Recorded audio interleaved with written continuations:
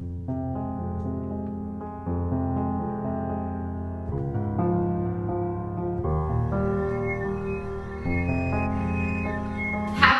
World Ballet Day to all of my Prima friends, and thank you so much for joining me for another hashtag Project Prima question time.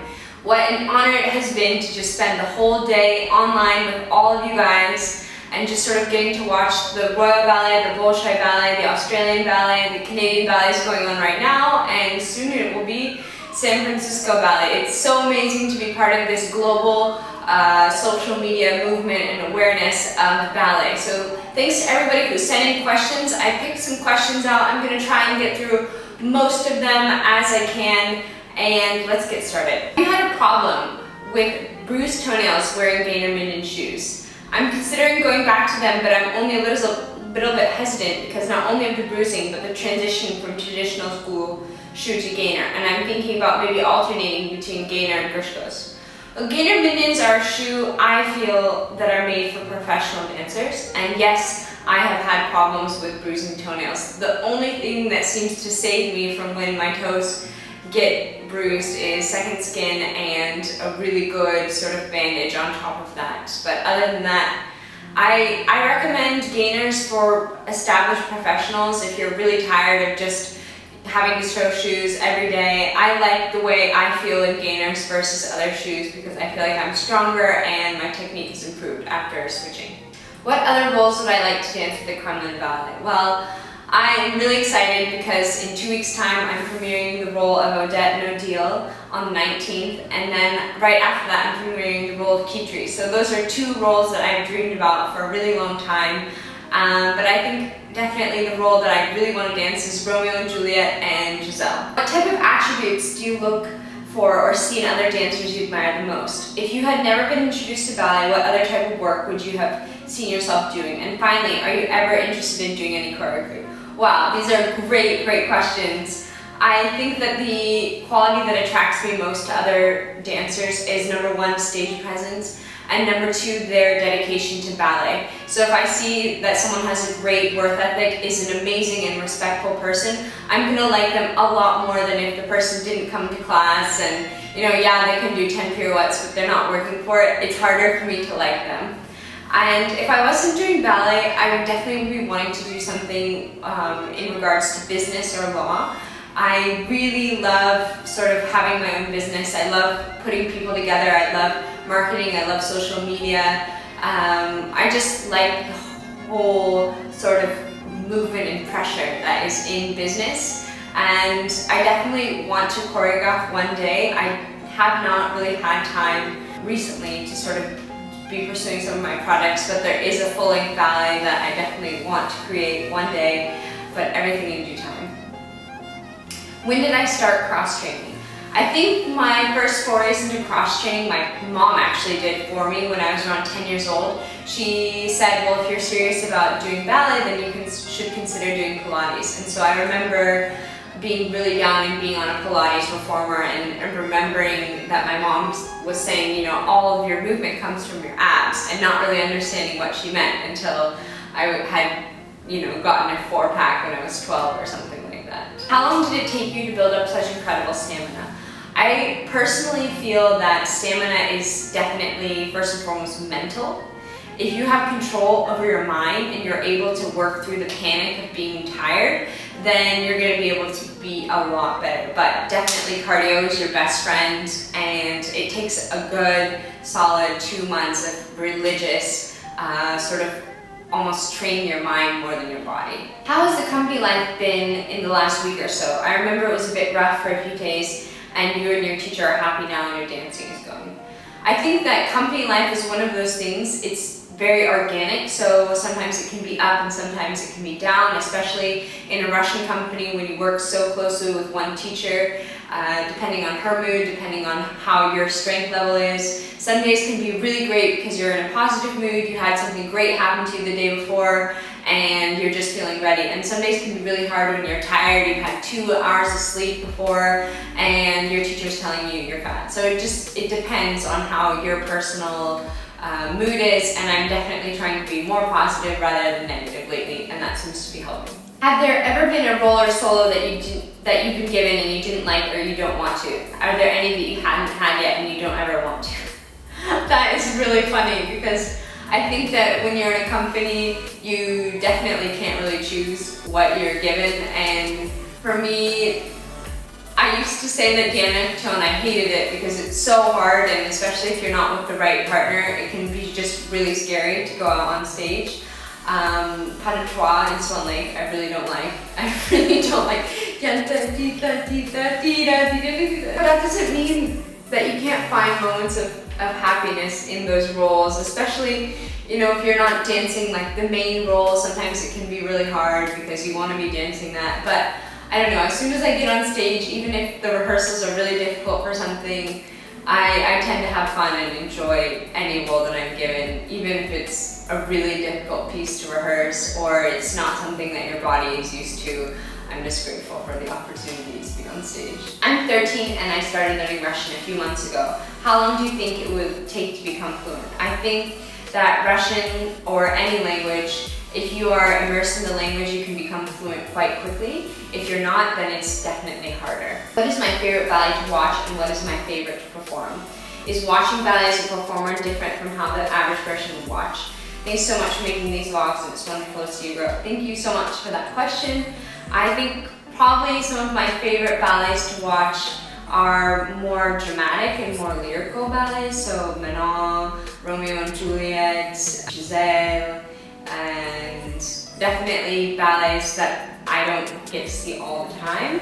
I think that it's really difficult as a performer to watch some ballets because, especially if you know the steps, you're thinking about what you would do differently or you're listening to the music.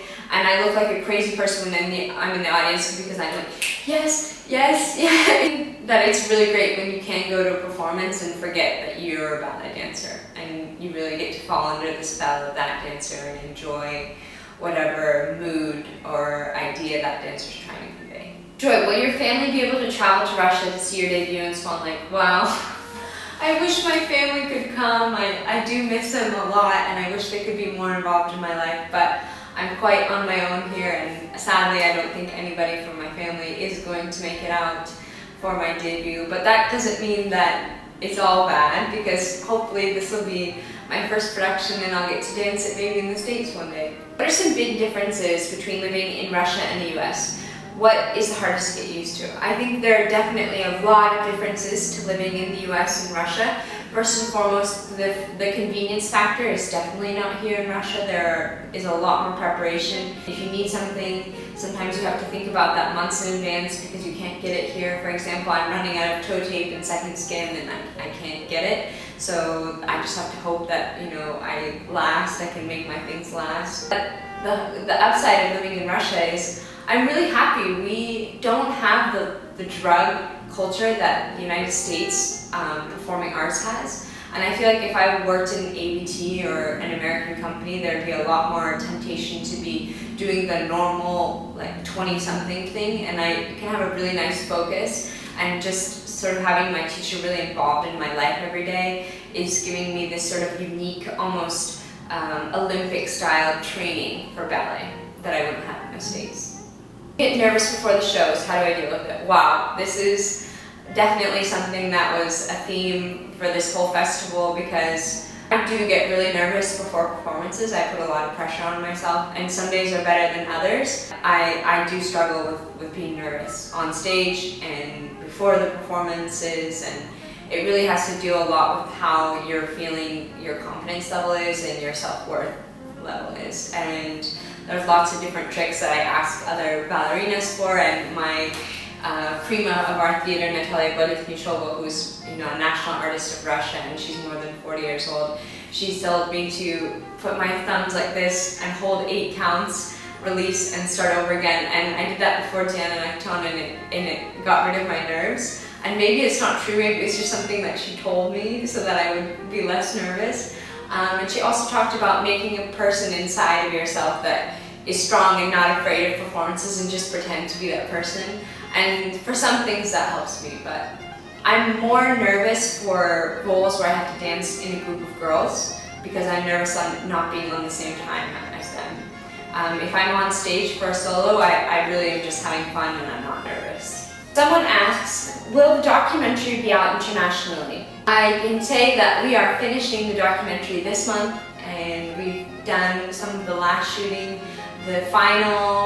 Probably the final scenes will be shot on the 19th of October, so that'll be Swan Lake, spoiler alert, and maybe Don Q. So definitely there'll be a period of post-production, and I think they're going to probably try to raise some Kickstarter money. So if you're interested in seeing the documentary be made faster, make sure you donate to that page. But it's just been a really incredible process. They filmed me for around 4 years. So I'm actually curious to see how it turns out, because they got me while I was in school, while I was in the Bolshoi, while I was just starting Kremlin, and now it's funny because we keep saying, okay, we're going to finish it, and then something else happens and we decide to keep going. I have a really interesting question here about, is Jana my favorite teacher I've had? Would you consider her the teacher who's made who you are today, like a mentor or the others? I think that you have different teachers for different times in your life, and it wouldn't be fair to all the incredible people who have been mentors and teachers to me in my life. I've been very blessed to have such a weird and crazy range, and very strong figures who've had a very intimate part in my life. So you have a different teacher that can take you from being a student to being a better student, to being the best student, to being the student that got the scholarship, to being the competition winner, to being the star of the class, to being the one who got the roles, to being the one to dance a solo, to dance a duet, to go here, to do that, and it's just this thing that builds on top of each other. And now Jana has me this product, and she's thinking, okay, this is what we need to fix, this is what we need to do, these are the roles, these are the steps she needs to put into her body. And as a dancer who did it all herself and had the same sort of layers of teachers, she's now giving me her mastery of roles. And I feel like Jana is the best person to do that with me, because number one, right now she's young, she is energetic, and it takes just a lot of hours in the studio. I'm at the period of my career where it's just a lot of work, and that's all there is to it. There are no shortcuts. So Jana is definitely the teacher for the moment. What do I like to do in my free time to have fun or relax? I feel like, especially this past 2 weeks, I've not really had any free time or fun time to relax, but within that crazy schedule, sometimes there are these glimpses or even conversations that seem like you're on a different island. And I definitely love to go swimming, or to go to the sauna, or even sometimes a nice workout where your brain turns off, for me is a great way to relax. So good conversation, workout, and water. Would I ever consider coming back to the United States or Europe to dance? And I think that especially this past 2 weeks with the International Kremlin Gala, it's been really inspiring to see all of the amazing talent who's come to Russia to show what they're able to do. And after talking with a lot of them are almost kind of envious of the beginning that I'm getting here. So on one hand, yes, I love the fact that they have so many amenities to their job. They have people like, paying for their healthcare and things like that, but I know I'm getting performance experience that is invaluable. So at the moment, I'm very happy working in Russia. Russia is a market for ballet, like there is no other. There is such a demand for performances here that we perform more than an average Western company, almost twice the amount, and we get to travel the world. So, for example, being a principal dancer at my company means I have the freedom to go and do guestings other places. If I was in a different Western company, it would be really hard to be let go at the age that I'm at and be trusted with a repertoire that I've been given lately. Do you have any advice for students or professionals who aspire to dance internationally? What would it be? What tips do you have for adapting to living in a foreign country? More specifically, what advice would you give to students who train at the Bolshoi Ballet Academy? I think that it's really important, especially if you're American, to get out there and to go and see how other people in the world live, because you're in for a wake-up call. I think that it's really important to be a listener and not a speaker first, to observe, to take on a sort of chameleon approach to copy. It's really important to copy. It's really important to fake it until you make it. That means learn the language, mimic, and suddenly you'll find your voice.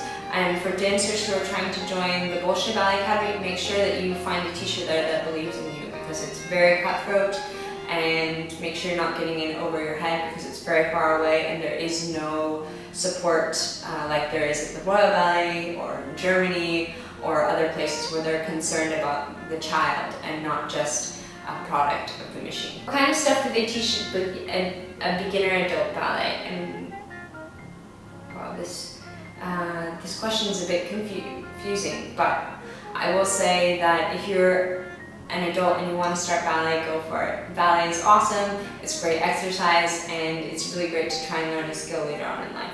A lot of questions have been asked, and I think this is going to be the final question for today, about our studio space at the Kremlin. The Kremlin Ballet is a company that started, it was the second stage of the Bolshoi Ballet. So in the 90s, when the funding was dropped, the two theaters split and the Kremlin stayed in one place. There used to be 3 studios at the Kremlin and now there's just 2. So we do have quite a difficult time schedule-wise and performance schedule-wise because we have such a limited finances and limited facility space. So that means that there are 2 tiny studios for our entire company to work all the principals and all the soloists, and that means that we have a limited amount of rehearsal time, and it means that you have to get out on stage and you have to make sure that you have enough stamina. So it's really sort of the definition of extreme ballet. What do I think about in the moment when I'm on stage? I try to think about the steps that are coming beforehand. I try to think about the music. I try to think about sometimes some corrections that my teacher's given, especially if it's a new ballet. If it's a ballet I've been rehearsing, I try to enjoy the moment, especially if I'm with my partner. I try to enjoy him and I try to give back to him. But definitely keeping my mind on and controlling what comes next and thinking about sort of the steps in the music, because without discipline and without control you cannot have freedom on stage. What am I most grateful for? Okay, this is definitely the last question. Gratitude describes how I relate to most things in my life, even the difficult things. A lot of people are looking for happiness, and I'm looking for true joy, and that means contentment in all things, whether it be good or bad. So I'm grateful for my experiences. I'm grateful for the people I've met, and I'm grateful for the influence others have had on my life.